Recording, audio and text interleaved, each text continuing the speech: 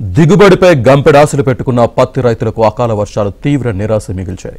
అకాల వర్షాలకు దెబ్బతిన్న పత్తి పంటకు సరైన ధర లేక, కొనుగోళ్లు లేక రైతులు సతమతమవుతున్నారు. సిద్దిపేట జిల్లా దుబ్బాకలోని పలు మండలాల రైతులు చేతికొచ్చిన పంటను సేకరించాలా లేక చేన్లోనే వదిలేయాలా అన్న సందిగ్ధంలో పత్తి రైతులు సతమతమవుతున్నారు. ఒకవేళ వచ్చే ధర కూలీలకే సరిపోతుందని రైతులు ఆందోళన చెందుతున్నారు.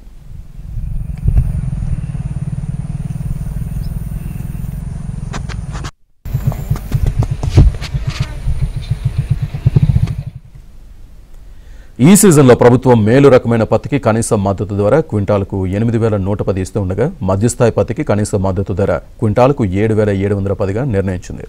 అందుకు తగ్గట్టుగా కాటన్ కార్పొరేషన్ ఆఫ్ ఇండియా పత్తి కొనుగోలు కేంద్రాలను ఏర్పాటు చేసింది. అయితే సీసీఐ ద్వారా రైతుల నుంచి కేవలం ఎకరాకు 7 క్వింటాళ్లు మాత్రమే కొనుగోలు చేయాలని నిర్ణయించడంతో మిగతా పత్తిని విధి లేక ప్రైవేటు వ్యక్తులకు అమ్ముకోవాల్సిన దుస్థితి ఏర్పడింది.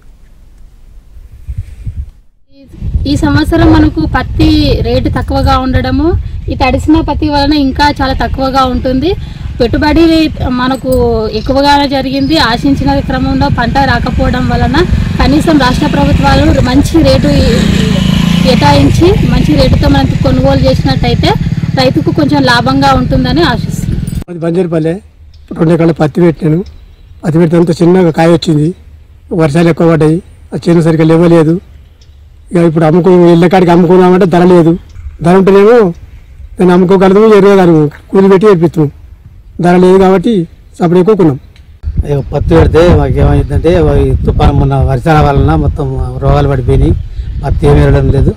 అది ఏదో కూల మందం కూడా మాకు మిగిలిపడలేదు. పెట్టుబడి దాని చూస్తే మాకు ఏం పెట్టుబడి లేదు.